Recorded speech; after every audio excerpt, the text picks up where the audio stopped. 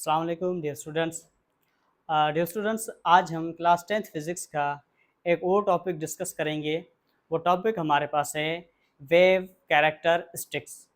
तो dear students, सबसे पहले ये सवाल होता है कि वेव के हम कैरेक्टर क्यों पढ़ते हैं। तो वेव के कैरेक्टर हम इसलिए पढ़ते हैं ताकि वेव का जो बिहेवियर है या जो वेव की जो प्रॉपर्टीज़ हैं उनको समझने में आसानी हो। वेव का बिहेवियर और वेव की प्रॉपर्टीज़ को समझने के लिए हम वेव के कैरेक्टर पढ़ते हैं। अगर फ़र्ज़ करें आपको एक आवाज़ सुनाई दे रही है, अब आप बता सकते हैं कि वो आवाज़ कितनी जो है ना वो तेज़ है या उसकी पिच कितनी है, वो किस ऑब्जेक्ट की आवाज़ है। तो वेव का जो कैरेक्टर है, इसलिए हम पढ़ते हैं ताकि हम वेव के जो है ना बिहेवियर और वेव की प्रॉपर्टीज़ को अंडरस्टैंड कर सकें। तो चलें हम स्टार्ट करते हैं कैरेक्टर नंबर 1। तो डियर स्टूडेंट्स, कैरेक्टर नंबर 1 हमारे पास है वेव लेंथ। सबसे पहले जो हमारे पास है कैरेक्टर नंबर 1 वो है वेव लेंथ। डियर स्टूडेंट्स, सबसे पहले आप पॉइंट लिखेंगे wavelength denoted by Greek letter, और वो लेटर हमारे पास है लैम्ब्डा। ये वेव लेंथ की सिंबल है, निशानी है। आप नोट्स की फॉर्म में लिखेंगे इट इज़ डेनोटेड बाय, या wavelength denoted by Greek letter lambda. इसका नाम है लैम्ब्डा। ठीक है बेटा, तो वेवलेंथ को हम लैम्ब्डा से डेनोट करते हैं। दूसरी बात, वेवलेंथ हमारे पास एक स्केलर क्वांटिटी है। एक हमारे पास क्या है, स्केलर क्वांटिटी हमारे पास है। ठीक है, अब हम वेवलेंथ को डिफाइन करते हैं। वेवलेंथ को डिफाइन करने के लिए डियर स्टूडेंट्स, यहाँ पर मैं एक डायग्राम बना रहा हूँ। अब यहाँ पर आप देख सकते हैं, इस डायग्राम में मैंने आपको types of wave on the basis of particle vibration में समझाया था। ये हमारे पास अपर पार्ट होता है और ये लोअर पार्ट और ये दूसरा अपर पार्ट। डियर स्टूडेंट्स, इस अपर पार्ट को हम नाम देते हैं क्रस्ट, और इस नीचे जो पार्ट है हमारे पास, इस पार्ट को हम नाम देते हैं ट्रफ। तो डियर स्टूडेंट्स, दो ट्रफ के बीच में या दो क्रस्ट के बीच में जो डिस्टेंस होता है उसको हम वेवलेंथ कहते हैं। दो ट्रफ के बीच में या दो क्रस्ट के बीच में जो डिस्टेंस होता है उसको हम वेवलेंथ का नाम देते हैं। तो फर्ज करें यहाँ से लेकर यहाँ तक जो डिस्टेंस है ये हमारे पास लैम्ब्डा है, और यहाँ से लेकर फर्ज करें यहाँ तक जो डिस्टेंस है उसको हम लैम्ब्डा कहते हैं। मतलब the distance between two successive crust and trough is called wavelength. ठीक है, तो डियर स्टूडेंट्स कैसे लिखेंगे, the distance between the distance the distance between two successive crust and trough. यहाँ पर आप अगर हम लॉन्गिट्यूडनल वेव की बात करें तो यहाँ पर आप ऐसे भी लिख सकते हैं, the distance between two successive compression and rarefaction is called wavelength. दो क्रस्ट के बीच में या दो ट्रफ के बीच में जो डिस्टेंस होता है उसको भी हम वेवलेंथ कहते हैं। या तो हम ऐसे भी कह सकते हैं, अगर फर्स्ट करें साउंड वेव की अगर हम बात करें तो साउंड वेव में जहाँ पर पार्टिकल क्लोज होते हैं उसको हम कंप्रेशन कहते हैं, जहाँ पर पार्टिकल एक दूसरे से दूर होते हैं उसको हम रेयरफैक्शन कहते हैं। दो रेयरफैक्शन के बीच में या दो कंप्रेशंस के बीच में जो डिस्टेंस होता है उसको भी हम वेवलेंथ कहते हैं। डियर स्टूडेंट्स, इसका जो ऐसा यूनिट होगा, ऐसा यूनिट ऑफ वेवलेंथ जो होगा वो होगा मीटर। वो कौन सा होगा, मीटर। और मीटर की सिंबल क्या है, एम। और ये तो होगा सिस्टम ऑफ इंटरनेशनल में। अगर हम सीजीएस में देखें, सीजीएस सिस्टम में देखें तो सीजीएस सिस्टम में इसका होगा सेंटीमीटर। और हमें पता है 1 मीटर में कितने सेंटीमीटर आते हैं, 100 सेंटीमीटर आते हैं। ठीक हो गया बेटा। तो वेवलेंथ जो है ना वो किसको कहते हैं, दो क्रस्ट या दो ट्रफ के बीच में जो डिस्टेंस होता है उसको हम वेवलेंथ कहते हैं। अब हम जो सेकंड कैरेक्टर है वो डिस्कस करेंगे, और सेकंड कैरेक्टर हमारे पास है फ्रीक्वेंसी। फ्रीक्वेंसी दूसरा हमारे पास जो कैरेक्टर है वो कौन सा है, फ्रीक्वेंसी है। तो सबसे पहले जो पॉइंट लिखेंगे वो लिखेंगे frequency denoted by F, small F से हम फ्रीक्वेंसी को डिनोट करते हैं।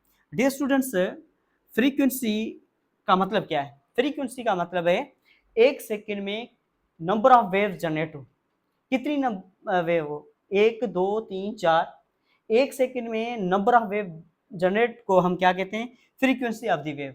तो हम लिखेंगे number of waves generate in 1 second.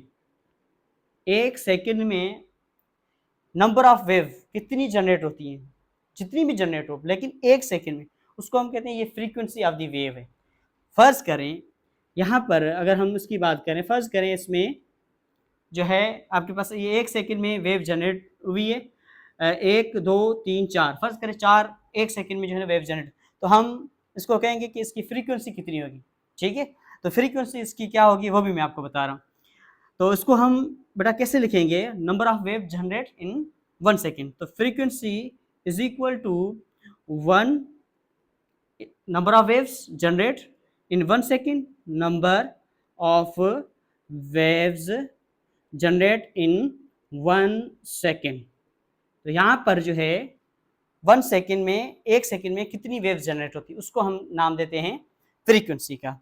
एक और देखें, एक और हमारे पास थर्ड जो हमारे पास कैरेक्टर है वो है टाइम पीरियड, वो है हमारे पास टाइम पीरियड। सही है, तो टाइम पीरियड को बेटा हम डिनोट करते हैं टी से, और इसका ऐसा यूनिट जो होगा, ऐसा यूनिट जो होगा वो होगा सेकेंड। इसका ऐसा यूनिट क्या होगा, सेकेंड होगा। अब डियर स्टूडेंट्स, इसका मैंने ऐसा यूनिट नहीं बताया। अब टाइम पीरियड के बाद मैं फ्रीक्वेंसी का यूनिट भी बताऊंगा, एक और डेफिनेशन है वो भी मैं आपको बताऊंगा। तो टाइम पीरियड का मतलब क्या होता है, टाइम पीरियड का डियर स्टूडेंट्स मतलब होता है कि आपके पास जो एक वेव जनरेट होती है, एक वेव को जनरेट होने में या कंप्लीट होने में जितना टाइम रिक्वायर्ड हो उसको हम टाइम पीरियड कहते हैं। यहाँ पर क्या था, यहाँ पर था एक सेकंड में नंबर ऑफ वेव जनरेट हो, 1 2 3 4 जितनी भी वेव जनरेट हो। लेकिन टाइम पीरियड में क्या होगा, एक वेव को कंप्लीट होने में जितना टाइम रिक्वायर्ड हो उसको हम टाइम पीरियड कहते हैं। तो सिंपल हम लिखेंगे time required to complete a wave। एक वेव को टाइम कंप्लीट होने में जो टाइम रिक्वायर्ड होता है उसको हम सिंपल टाइम पीरियड कहते हैं। अब डियर स्टूडेंट्स, एक बात याद रखें, यहाँ पर देखें एक वेव को कंप्लीट होने में जो टाइम रिक्वायर्ड है उसको टाइम पीरियड कहते हैं। यहाँ पर कहता है एक सेकेंड में नंबर ऑफ वेव जनरेट हो, कितनी जो है जनरेट हो रही है। तो यहाँ पर आप देखिए फ्रीक्वेंसी और टाइम पीरियड का कुछ इनवर्स रिलेशन है, आई बात समझ में। यहाँ पर एक वेव को कंप्लीट होने में जितना टाइम रिक्वायर्ड हो, यहाँ पर कह रहा है एक सेकेंड में नंबर ऑफ वेव जनरेट हो। तो यहाँ पर फ्रीक्वेंसी और टाइम पीरियड का इनवर्स रिलेशन है।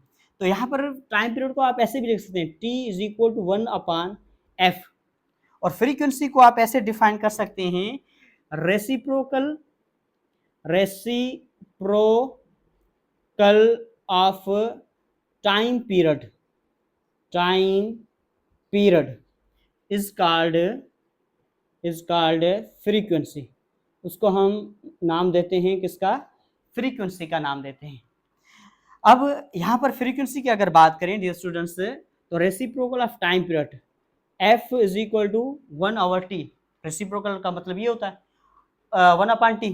ठीक है, तो reciprocal of time period is called frequency. Frequency की एक और डेफिनेशन आप फ्रीक्वेंसी में लिखेंगे। एक डेफिनेशन थी कि एक सेकंड में कितनी वेव्स जो है वो जनरेट हो रही है, और दूसरी बात यहाँ पर लिखेंगे दूसरी definition, reciprocal of time period is called frequency. Dear students, अगर हम इसकी यूनिट की बात करें तो मैंने आपको बताया टाइम पीरियड का यूनिट है वो सेकेंड है। ठीक है, अब अगर हम टाइम पीरियड की जगह पर s लिखें, यहाँ पर देखें 1/s, तो उसको हम कैसे लिखेंगे, पर सेकेंड। यहाँ पर कुछ नहीं है, समझो प्लस का 1 है, ऊपर शिफ्ट करके तो ये हो जाएगा माइनस का। तो यहाँ पर -1 मतलब पर सेकेंड, ये इक्विवेलेंट होता है डियर स्टूडेंट्स हर्ट्ज के इक्विवेलेंट होता है, और हर्ट्ज की जो सिंबल है वो है HZ। इट मीन्स हम कह सकते हैं कि जो फ्रीक्वेंसी का जो ऐसा यूनिट होगा वो हर्ट्ज होगा।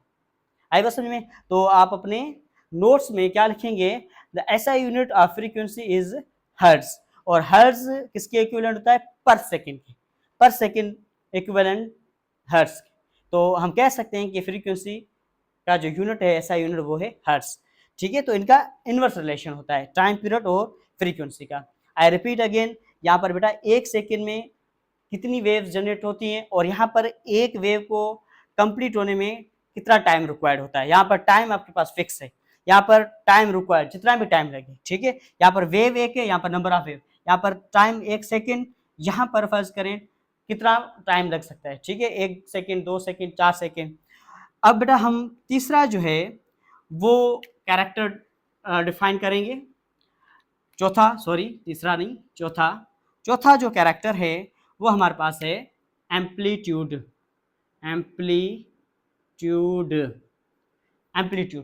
सबसे पहले हम एम्पलीट्यूड की सिंबल देखें तो एम्पलीट्यूड की सिंबल है ए। ठीक हो गया बेटा? अब देखें एम्पलीट्यूड को हम कैसे डिफाइन करेंगे।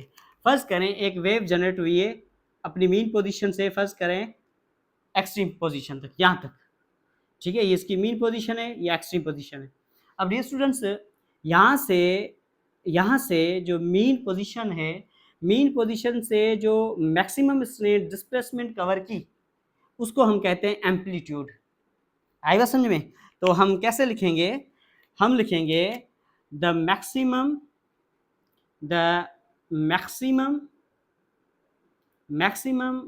डिस्प्लेसमेंट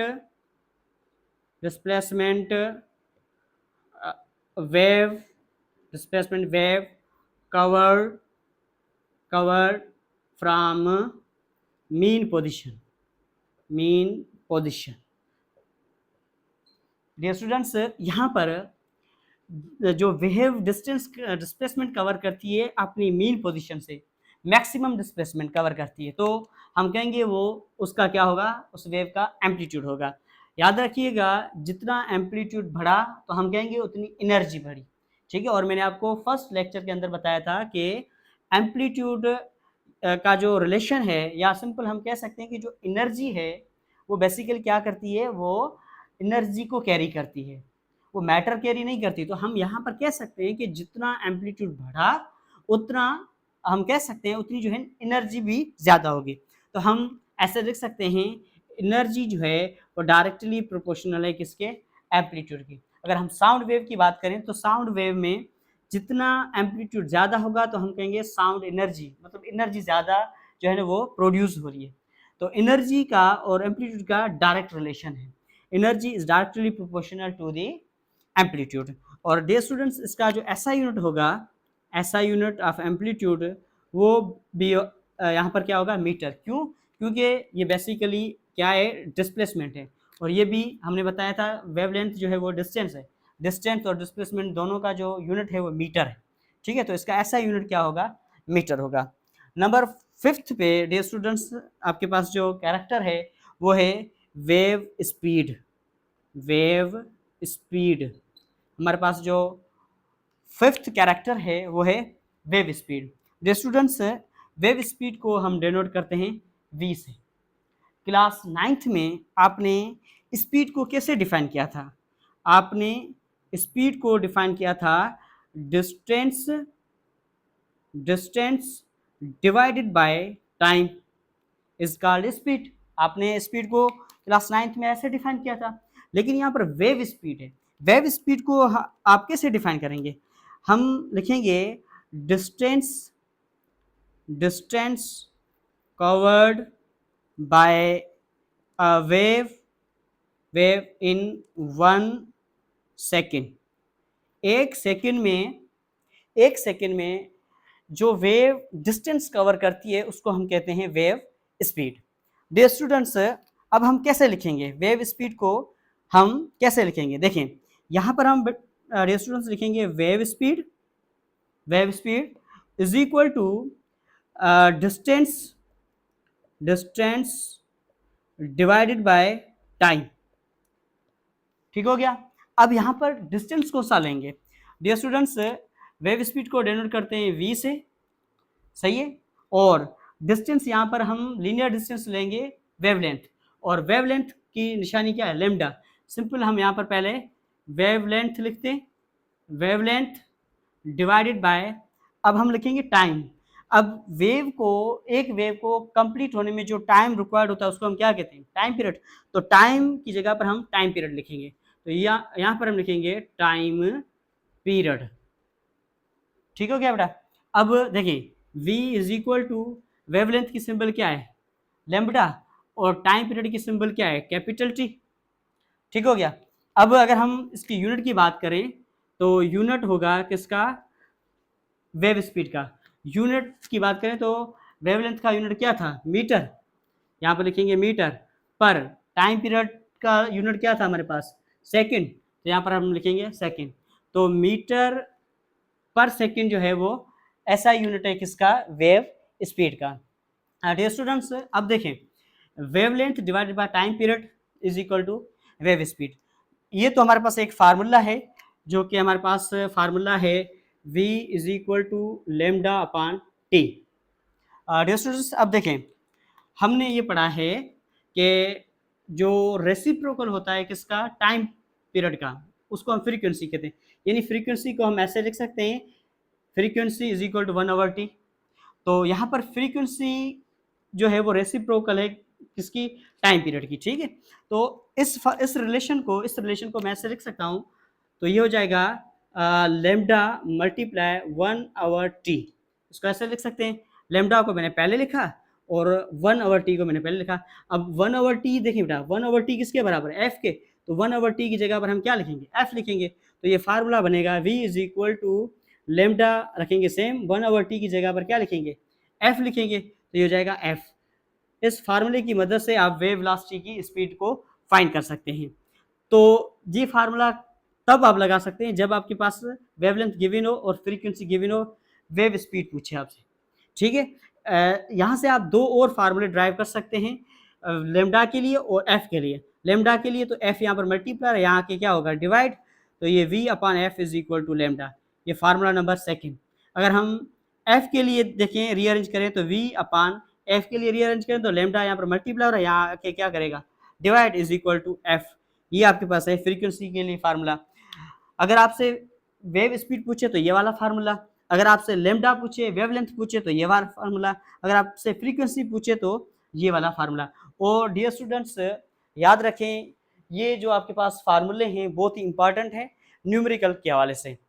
यहाँ से आपके तमाम न्यूमेरिकल्स जो है ना, इस फार्मूले से, ये जो आपके पास v is equal to lambda F जो है, बहुत ही इंपॉर्टेंट फार्मूला है। इस फार्मूले को आप जहन में रखें, इस फार्मूले के ऊपर तमाम हम बेसिक जो है न्यूमेरिकल सॉल्व करेंगे। अब डियर स्टूडेंट्स, यहाँ पर देखें जो v है हमारे पास वो है लेमडा एफ के बराबर। अब एक और चीज़ मैं आपको बता रहा हूँ, अगर स्पीड कांस्टेंट हो, इफ स्पीड जो है वेव स्पीड, सिंपल हम कह सकते हैं, अगर वेव स्पीड कांस्टेंट हो, वेव स्पीड क्या हो, कांस्टेंट हो, तो याद रखिएगा उस वक्त लेमडा और फ्रीक्वेंसी का जो रिलेशन होगा वो हमेशा इनवर्स होगा।